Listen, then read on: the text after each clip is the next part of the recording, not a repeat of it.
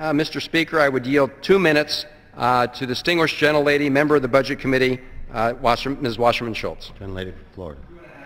2.5 minutes. Thank you, Mr. Speaker. Mr. Speaker, I rise in strong opposition to H.R. 2560, which attempts to manipulate the Constitution in order to impose a Ryan budget plan on steroids. This is yet another thinly veiled attempt by our colleagues across the aisle to end Medicare as we know it, while refusing to even consider ending ill-advised tax breaks for millionaires. It is crucial that the American people understand that this plan would require even deeper cuts than under the Ryan Republican plan we saw in April. This means deeper cuts to investments in education, clean energy, and increased costs for our seniors.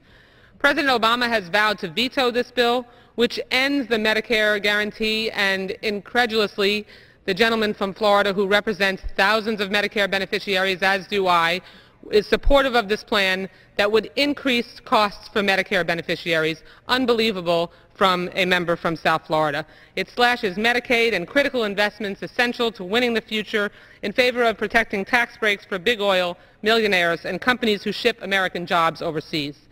Achieving a solution to America's fiscal challenges is absolutely an economic necessity, but the only way to achieve a real solution is through shared sacrifice. We can't ask our seniors, working Americans, and students to bear the burden of our deficits when we're asking nothing of corporations, special interests, and the wealthiest few. Incredibly, our friends across the aisle won't even put that on the table. The nonpartisan CBO, Congressional Budget Office, has said that the #1 policy decision that brought us to the need to prevent the nation from defaulting on our debt for the first time in history were the Bush tax cuts in 2001 and 2003 that disproportionately benefited the wealthiest Americans. Yet here we are again, rewarding the most privileged at the expense of our working families and our seniors, the bedrock of our society. Cut, cap, and balance may make for a great soundbite, but it would have a devastating impact on our economy and American seniors. It is clearly more like duck, dodge, and dismantle. For the sake of our economy, it is essential that we move beyond politics, as usual, and take action to reduce our nation's deficit and get our fiscal house in order.